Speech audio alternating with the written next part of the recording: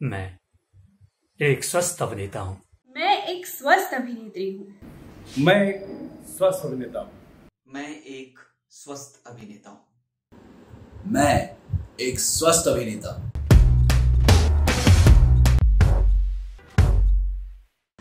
नमस्कार, welcome to the talks on journey of acting. अभिनय यात्रा पर कुछ बातचीत कर रहे हैं और आज का सेशन शुरू करने से पहले मैं आपको याद दिला दूं कि ये वीडियो सेशंस यदि आप पसंद कर रहे हैं, आपको अच्छा लग रहा है तो इसे ज़रूर लाइक करें, सब्सक्राइब करें, कमेंट करें, शेयर करें और उन लोगों तक हम पहुंचे जो सही मायनों में अभिनय के क्षेत्र में ट्रेनिंग या प्रशिक्षण हासिल करना चाहते हैं। तो बात हो रही थी रसों की। मैं एक बार फिर बोल दूं कि ये रस बहुत बृहद चैप्टर है, ये एंडलेस चैप्टर है और इसकी स्टडी और इसकी अंडरस्टैंडिंग और फिर एज एन आर्टिस्ट इसको क्रिएट करने में पूरा जीवन भी चला जाता है। यहां मुझे एक बहुत ही फेमस स्टेटमेंट याद आ रही है, वो लैटिन भाषा से है, आर्स लॉन्गा वाइटा ब्रेवी, art is long and life is short. एक जीवन भी कम पड़ जाता है किसी भी कला में निपुणता हासिल करने के लिए। हम बात कर रहे हैं अभिनय कला की और इसमें भी इन रसों को भावों के जरिए बहुत ईमानदारी से, बहुत सत्व के साथ प्रदर्शित करने की जो निपुणता है, कला है, हुनर है, उसमें मास्टरी हासिल करने के लिए बहुत बहुत समय लगता है और लगातार कोशिशें चाहिए होती हैं। आप गलत करेंगे, गलत राह पे चलेंगे, फेक इमोशंस आपके उठेंगे, फेक रस क्रिएट करेंगे और उसे आप सच्चा समझेंगे। फिर कई साल बाद आपको लगेगा कि अरे मैं तो गलत कर रहा था, फिर से सुधार होगा, फिर से नई कोशिश होगी, फिर से आप नए रास्ते पर चलने लगेंगे और तब धीरे धीरे जो ट्रूथ है, जो सच्चाई है, उसको ईमानदारी से क्रिएट करना तब आप शुरू करेंगे। तो आज हम डिस्कस करते हैं अगला रस, हास्य रस, और उसके साथ यदि समय मिला तो वीर रस। हास्य रस ऐसे देखने और समझने में तो बहुत सिंपल है, हंसी, ह्यूमर, कॉमेडी। आज टेलीविजन में जो इतने सारे कॉमिक शोज, कॉमेडी शोज चल रहे हैं और वो बाकायदा अच्छा काम कर रहे हैं, उनके जो एंकर्स हैं, एक्टर्स हैं, पार्टिसिपेंट्स हैं, वो ईमानदारी से कॉमेडी क्रिएट कर पा रहे हैं और लोगों को हंसा पा रहे हैं। बहुत शोज तो कई सालों से चल रहे हैं और जनमानस में बड़े पॉपुलर हैं। तो पॉपुलैरिटी के लेवल पे वो एक हास्य रस तो क्रिएट कर रहे हैं। अब हास्य रस के पीछे का मनोविज्ञान क्या है, क्योंकि हम रसों को थोड़ा डिटेल में समझ रहे हैं और जो एक्टर इसमें थोड़ा भी महारत हासिल करना चाहेगा उसे ये मालूम होना चाहिए वो क्या करने जा रहा है, उसे क्या क्रिएट करना है। जैसे श्रृंगार रस में कैसे मोहब्बत का जज्बा लाना है, फिर करुण रस में कैसे दुख का भाव लाना है, हंसी क्रिएट करने के लिए क्या करना होगा। तो दो उसके सिद्धांत हैं। अगर हम थ्योरी में बात करें तो उसके दो चर्चित सिद्धांत हैं जो आज से 2500 साल पहले से ही प्रचलित हैं। आप तभी हंसते हैं या लोगों को हंसा पाते हैं जब आप अपने किसी कमजोरी पर, अपनी किसी इनएबिलिटी पर या दूसरे की किसी कमजोरी पर या दूसरे की किसी इनएबिलिटी का मजाक उड़ाते हैं। ये बात ध्यान में रखने वाली होगी जो भी लिखना चाहेंगे हास्य से। जैसे एक चर्चित दृश्य है कि एक आदमी रास्ते पे चल रहा था और केले का छिलका देखा और उसमें फिसल गया। वो गिरता है, फिसलता है और लोग हंसते हैं। ऐसा क्यों होता है? उसने क्या की? उसने बेवकूफी की। ये उसकी बेवकूफी थी कि उसे वो केले का छिलका दिखाई नहीं दिया। अब थोड़ा भी अक्लमंद आदमी होता है तो उसको रास्ते में पड़ा हुआ केले का छिलका दिखाई देना चाहिए। अगर नहीं दिखता है तो कहीं कुछ प्रॉब्लम है और उसकी इस प्रॉब्लम को हम हंसी में ट्रांसफॉर्म कर लेते हैं जब उसकी एक ऐसी अवस्था देखते हैं जो अपने आप में हंसी क्रिएट करती है। तो जिन लोगों ने भी आज तक हंसी को क्रिएट किया है पुराने समय से, नाट्य शास्त्र में भी उसकी कई एक्सप्लेनेशंस हैं। आत्मस्थ और परस्थ, अपने ऊपर हंसना, आत्मस्थ और अपने खुद ही हंसना। आपकी अपनी हंसी से भी औरों को हंसी आ सकती है। आप अपनी किसी ऐसी कमजोरी का बयान करें, अपनी ऐसी किसी मूर्खतापूर्ण घटना का वर्णन करें और करते करते खुद हंसते जाएं तो हंसी क्रिएट होगी, देखने वाले भी हंसेंगे। उसके अलावा दूसरा तरीका है जो परस्थ हंसी, दूसरे को हंसी आए, आप न हंसे। हास्य क्रिएट करने का यह भी एक तरीका है कि आप गंभीर रहें। जैसे कई कवि हैं जो कविता पाठ करते हैं और खुद बड़े गंभीर रहते हैं और उनके वाचन पर, उनके काव्य पर हंसी आती है औरों को, क्योंकि वो बात ही ऐसी हास्य रस से भरी हुई कह देते हैं। इसके अलावा हंसी के द्वारा पुराने समय में नाटकों के दौरान, नाटकों का जब युग था, तब ज्ञान की बात भी हास्य के माध्यम से कही जाती रही है। उसमें संस्कृत ड्रामा का विदूषक एक बड़ा ही चर्चित कैरेक्टर रहा है। जैसे स्टीरियोटाइप्ड कैरेक्टर्स हर समय से नाटक में रहे हैं, नायक है, नायिका है, खलनायक है, फिर विदूषक है। ये विदूषक कई बार राजा का प्रिय होता है। पुराने संस्कृत ड्रामा में राजा उसको अपने साथ रखता है और राजा जिस भी समस्या से ग्रस्त हो जाता है, विदूषक उसका समाधान खोज देता है और हंसी हंसी में खोजता है।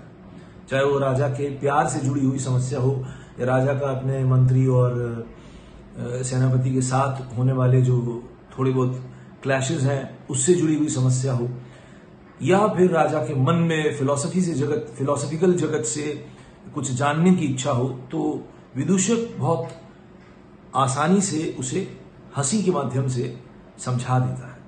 और यही ट्रेंड शेक्सपियर के टाइम में, शेक्सपियरियन प्लेज में या यूरोपियन प्लेज में फूल नाम के कैरेक्टर के जरिए किया गया। आज भी जोकर जिसे हम कहते हैं, जोकर वही है। एक बहुत अच्छी फिल्म बनी है जोकर, उसमें भी हंसी का, हास्य का बड़ा अच्छा सूक्ष्म इस्तेमाल है और हास्य के जरिए बड़ी बात कह दी जाती है। चार्ली चैपलिन की फिल्मों में भी आपने देखा होगा कि हंसी के माध्यम से हंसते हंसते बहुत सारी ऐसी बातें कह दी गई जो देखने वाले के मन को छू जाती हैं, मर्मस्पर्शी होती हैं और ट्रेजेडी से भी भरी होती है। आदमी यहां हंस रहा है लेकिन अंदर से वो रो रहा है और देखने वाले को पहले हंसी आती है, फिर धीरे धीरे उसका भी हृदय बहुत ही टच हो जाता है। उसके हृदय में भी एक नए भाव जन्म लेते हैं जो ट्रेजी कॉमिक है, जो ट्रेजेडी और कॉमेडी के बीच के हैं। तो इस तरह से भी हास्य का इस्तेमाल हुआ है। मेरी नजर में हास्य का सबसे सही इस्तेमाल यही है कि अगर आप गूढ़ बात को, वाइज बात को हंसी के माध्यम से कह दें। मोलियर एक बड़े चर्चित नाटककार हुए हैं जिन्होंने हंसी के माध्यम से बहुत सारे ऐसे नाटक लिखे, बनाए 16वीं 17वीं सदी में, और उन नाटकों के जरिए भी बहुत सारी अच्छी अच्छी ऐसी बातें कह दी जो प्रेरणादायक है। आज के समय में फिल्मों के जरिए भी कोशिश हुई है, जैसे ये फिल्म मुन्ना भाई MBBS है, इसमें भी बहुत सी गूढ़ बातें, बहुत सी ऐसी बातें जो हर आम आदमी को करनी चाहिए, जो हर आदमी के जीवन में होनी चाहिए, उसको एक हंसोड़ कैरेक्टर के जरिए एक्सप्रेस किया गया है। ये खूबी है, ये इस्तेमाल है हंसी का। और हंसते हंसते अगर आप कोई बात दर्शक के मन में पहुंचाते हैं तो वो बहुत ही गहरे तरीके से देखने वाले के अचेतन मन पर उसका प्रभाव पड़ता है। अब ये अलग बात है कि वो व्यक्ति कितना उसको अपने जीवन में उतारता है, कितना उसको अपने जीवन में उसको इंस्पिरेशन के लेवल पे ले पाता है, ये अलग बात है। लेकिन वो डेफिनेटली डायरेक्ट कहने से, हमेशा हंसी के माध्यम से कहा जाए तो वो उसका असर ज्यादा होता है। और उसके अलावा हास्य रस तो क्रिएट होता ही है। अब इसको हम और साइंटिफिकली समझते हैं कि होता क्या है। ये हास्य रस, जैसे रस क्रिएट करने से पहले जो मनस्थिति बनती है वो क्या होती है। साइंटिस्ट्स और साइकोलॉजिस्ट्स और थोड़े बहुत स्पिरिचुअलिस्ट्स, उनका मानना है कि हमारे भीतर जब एक खास किस्म की एनर्जी इकट्ठी हो जाती है, there is a huge bundle of energy inside us. हमने बहुत देर से उसको दबा के रखा है या हमने एक्सप्रेस नहीं किया है। तो किसी कारणवश, किसी घटना के माध्यम से, किसी सिचुएशन के माध्यम से, या किसी चरित्र के माध्यम से, या ड्रामा या फिल्म के माध्यम से वहां पे एक वो टच कर जाता है उसको, और फ्लो ऑफ एनर्जी हंसी के माध्यम से निकलना शुरू होती है। तो बेसिकली है वो सप्रेस्ड एनर्जी। अब देखिए, विद्वानों ने इस रस को, हास्य रस को करुण रस के बाद ही रखा है। करुण रस में भी आपका इमोशन सप्रेस हो जाता है, और फिर अगर वो ईमानदारी से, अगर आदमी सरल है, स्ट्रेट है, और कहीं से वो अपने इमोशंस को चैनलाइज नहीं कर पा रहा है, तो वो डायरेक्ट करुण रस से रिलीज हो जाता है। तो करुण रस आपकी सप्रेस्ड एनर्जी का रिलीज है। लेकिन अगर आदमी उतना सरल नहीं है और उसको अपना दुख दिखाना अच्छा नहीं लगता है, तो वो जीवन में, मैं लाइफ से जोड़ रहा हूं इसको, वो जीवन में बहुत ज्यादा हंसमुख बनकर जीना चाहेगा। वो बहुत सी डिफिकल्ट सिचुएशंस को कॉमेडी में ट्रांसफॉर्म करेगा। उसके पास पैसे नहीं होंगे तो वो अपने ही ऊपर हंसेगा, और हंसते हंसते इस बात को कह देगा। उसके जीवन से कोई चला गया, सेपरेशन हो गया, तो इस बात को भी वो हंसते हंसते कह देगा और बोलेगा। तो आप देखेंगे आपके आसपास कई लोग होते हैं जो बड़े ही हंसमुख होते हैं, और उनको बहुत सी महफिलों में, पार्टीज में, गेट टुगेदर्स में इसलिए बुलाया जाता है because they crack jokes not only on themselves but on others and in the situation where the people are. तो ऐसे लोग बड़े पॉपुलर हो जाते हैं अपने मित्र मंडली में। लेकिन उनको ध्यान से देखें, उनके अंदर के मन को अगर हम ठीक से टटोलें तो हम पाएंगे कि उनका दुख ही हंसी के माध्यम में ट्रांसफॉर्म हो रहा है, या मेटामॉर्फोसिस हो रहा है। वो उसका सप्रेस्ड एनर्जी है जो इस तरह से निकल रहा है। हंसी को लेके एक मूवमेंट आज से 30-40 साल पहले भी चला है, जो मेडिसिन के वर्ल्ड में बहुत ज्यादा कारगर हुआ था। वहां से फिर जनमानस में आया, laughter is the best medicine. इस पर काफी काम हुआ है कि हंसी के जरिए भी आप हेल्दी हो सकते हैं, आपके अंदर एक क्लेंजिंग हो सकती है, और ये सच है। लेकिन वो जेन्युइन होना चाहिए। आर्टिफिशियल लाफ्टर हीलिंग नहीं दे सकता है। आप कितनी कोशिश करें जबरदस्ती अपने आप को हंसाने की, it doesn't help after a point. But if you have genuinely learned how to laugh, how to crack a joke on yourself and then laugh, then you will get more and more experience of this रस, because actually रस क्षरण होता है। ये जो रस क्षरण है, मैं बार बार यही कह रहा हूं, ये बहुत बड़ा विषय है, और भारत की जो संस्कृत साहित्य का दौर रहा है आज से 2500-3000 साल पहले, उसमें ये एक बड़ी ही प्रमुख खोज थी, और सभी कलाओं के माध्यम से इस रस को क्रिएट करना कलाकारों के लिए एक कार्य था। वो कलाकार ही नहीं है जो रस क्रिएट ना कर सके, चाहे वो गीत संगीत से करे, नृत्य से करे, अभिनय से करे, पेंटिंग या मूर्तिकला से करे, या साहित्य से करे, लेखन से करे। तो उस दौरान हास्य रस ने भी अपना एक अनूठा स्थान प्राप्त किया था, क्योंकि जीवन में जब ज्यादा गंभीरता आती है, उसके साथ साथ दुख आते हैं, अवसाद आते हैं। चूंकि समाज अक्सर युद्ध में, उस वक्त तो था ही, आज अलग तरह के युद्ध हैं, आज अलग तरह की एंग्जाइटीज हैं, अलग तरह की डिप्रेशंस हैं, तो उसमें हास्य रस एक हीलिंग का काम करता है और कर सकता है। इसलिए ये रस आज के समय के लिए बहुत ही इंपॉर्टेंट रस माना जा सकता है। One must be able to laugh. अगर आप हंसेंगे नहीं तो आपकी बहुत सारी तकलीफें अंदर ही अंदर दबी रहेंगी। हंसने से आपकी जो छाती है, आपका जो ब्रीदिंग सिस्टम है, उसमें भी सफाई हो जाती है, क्योंकि लंग्स ज्यादा काम करते हैं, लंग्स ज्यादा ऑक्सीजन लेते हैं, लंग्स ज्यादा कार्बन डाइऑक्साइड फेंक देते हैं, अंदर सफाई हो जाती है। एक प्रकार का प्राणायाम ही हो जाता है। और अगर आप बहुत ही आर्टिस्ट की तरह हंसे, लगातार हंसे, अनकंट्रोल्ड हंसे, ये जो अनकंट्रोल्ड हंसना है, जो जीवन में कभी कभी होता है, जब आप बेफिक्री का जीवन जी रहे होते हैं, जब आप पेट पकड़ के हंसते हंसते पेट में बल पड़ गए, ये जो बात कही जाती है, ये इस तरह की हंसी सच में एक रस है। और रस का मतलब है आपके भीतर कुछ ऐसे हार्मोन्स सीक्रेट होते हैं और आपके अंदर के उस एरिया में ग्लैंड्स, जैसे छाती के आसपास का जो ग्लैंड है, थाइमस ग्लैंड, वो एक्टिवेट होता है और वहां से जो रस क्षरण होता है, हार्मोन सीक्रेट होता है, वो आपको फिजिकली एंड मेंटली हेल्दी रखते हैं। तब ज्यादा दवाई की जरूरत नहीं है, तब किसी साइकिट्रिस्ट के पास जाने की जरूरत नहीं है। हंसते हंसते ही आप अपना इलाज कर सकते हैं और हास्य रस से आप अपने आप को मजबूत बना सकते हैं। आइए अपने एक स्टूडेंट के जरिए अमित कुमार और अंकित सिंह, इन दोनों की एक परफॉर्मेंस देखते हैं जो एक वर्कशॉप के दौरान की गई थी। हास्य रस किस तरह से इन्होंने क्रिएट किया, आइए देखते हैं।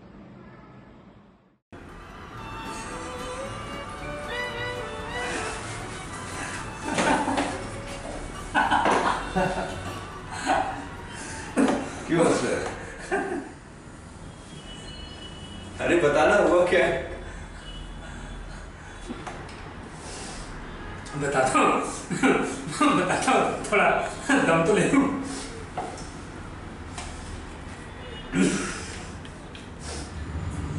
बता।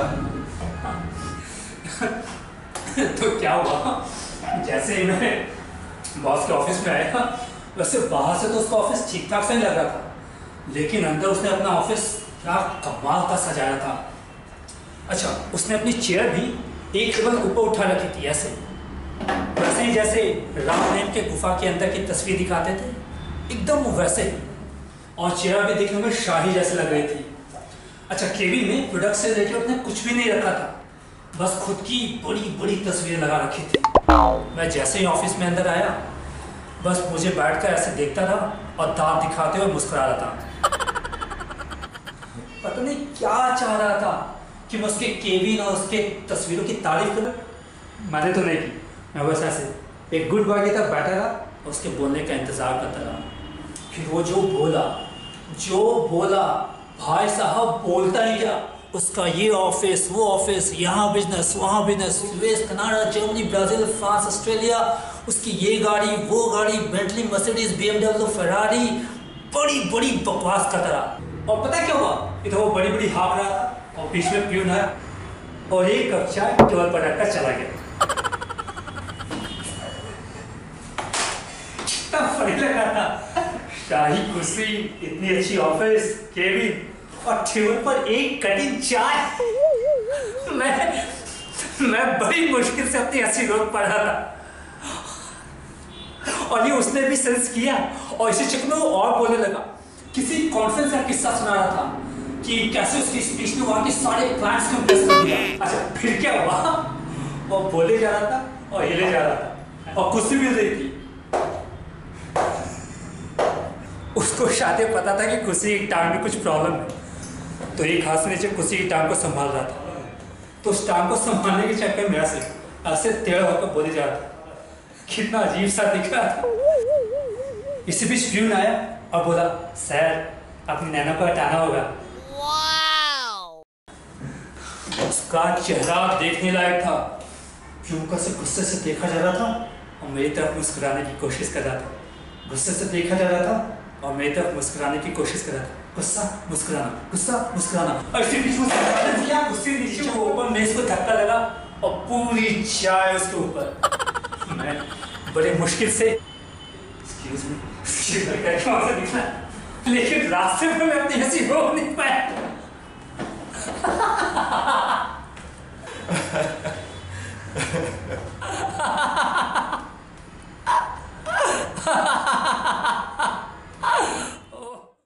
तो ये एक छोटी सी सिचुएशन थी। उस सिचुएशन में भी आप अगर इसको एनालाइज करेंगे, वो जिस बॉस की चर्चा कर रहा है, अब देखिए उसकी कथनी और करनी में फर्क है। इस वजह से हंसी आएगी, हंसी आती है, वो सिचुएशन हंसने लायक है और वो कह कुछ रहा है, मतलब दिखा कुछ रहा है, अपने आप को बोल कुछ रहा है अपने बारे में, और उसकी जो एक्चुअल स्थिति है, उसकी जो एक्चुअल पोजीशन है, सोशियो फाइनेंशियल या सोशियो कल्चरल, वो कुछ और है। तो जब ऐसी स्थिति आती है तब भी हंसी आती है, और फिर साथ में कोई ऑकवर्ड पोजीशन हो जाए, जैसे वही टेबल का गिरना, चाय का गिरना, ये एक ऑकवर्ड पोजीशन बन जाती है और अपने आप ही एक हंसी का फव्वारा छूट जाता है। जनरली हम सभी जीवन में थोड़ा सा सप्रेस्ड जीते ही हैं। तो ये जो सप्रेशन है, ये आपके अंदर की एनर्जी को रोके हुए है, बॉटल्ड अप है, आपकी एनर्जी बॉटल्ड अप है। और जब आप ऐसी सिचुएशन से अवगत होते हैं तो अचानक वो रसधारा फूट पड़ती है। ऑफिस में देखेंगे बहुत ज्यादा गंभीरता से काम होता है, काम करना पड़ता है, मजबूरी है काम करना। तो उसमें भी अगर ऐसी कोई सिचुएशन आ जाए तो अचानक ही हंसी का फव्वारा, ढेर सारी हंसी का फव्वारा फूट पड़ता है।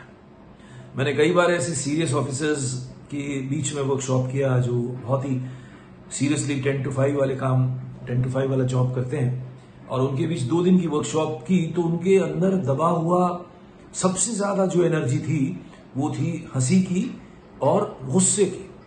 जनरली ये देखा है मैंने कि सप्रेस्ड एंगर बहुत ज्यादा है, और एंगर करने की इच्छा भी सब में होती है, लेकिन हंसने की इच्छा भी सब में होती है। तो हास्य रस का आप सभी आनंद लीजिए, और जो अभिनेता बनना चाह रहे हैं, बन रहे हैं, उस ट्रेनिंग से गुजरना चाहते हैं, वो इस मोनोलॉग को नोट करें और अपने ढंग से उसे रिकॉर्ड करें और देखें कि किस हद तक वो अपने भीतर से हास्य रस को अभिव्यक्त कर पा रहे हैं। तो आज ही हमने हास्य रस पर चर्चा की, वीर रस की चर्चा रहेगी। अब अगले हफ्ता वीर रस पर बात करेंगे। वीर रस, रौद्र रस, अद्भुत रस, भयानक रस, विभत्स रस, शांत रस, ये और बाकी के रस बचे हुए हैं। और मैं अक्सर अपनी क्लासेस और अपनी वर्कशॉप्स में यही कहता हूं कि इन 9 के 9 रसों को यदि कोई ठीक से सीख ले तो वो न सिर्फ पेशेवर अभिनेता बन सकता है, बल्कि उसके अपने जीवन में भी रसधारा बहती रहेगी। क्योंकि जब एक बार आप इन रसों को रिप्रोड्यूस करना, एक बार इन रसों को अभिव्यक्त करना आप सीख लेते हैं, तब आपको अपने जीवन में आने वाले दुखों से कैसे आप डील करें, आने वाली मुश्किलों का सामना कैसे करें, तो रस को क्रिएट करके किया जा सकता है। ये एक अलग चैप्टर है जो मैं आने वाले समय में आपके साथ शेयर करूंगा। ये मेरा रिसर्च का विषय है। इतने सालों से अभिनय करते करते मैं एक ऐसे रिसर्च पे पहुंचा हूं कि रसों के माध्यम से हम स्वयं को एक बेहतर इंसान बना सकते हैं, हम अपनी हीलिंग कर सकते हैं, हम साइकिक जगत में अपने आप को मजबूत कर सकते हैं। क्योंकि रस ही वो चीज है जिसके द्वारा आपके अंदर हैप्पीनेस के हार्मोन रिलीज होते हैं। ये रसों की चर्चा के बाद इस पर डिस्कशन होगा। तो आज इतना ही, और अगले सप्ताह फिर मिलते हैं। हाँ, एक बार फिर याद दिला दूं कि वीडियो अच्छा लगा तो जरूर लाइक कीजिए, शेयर कीजिए, कमेंट कीजिए और अपने दोस्तों तक पहुंचाइए।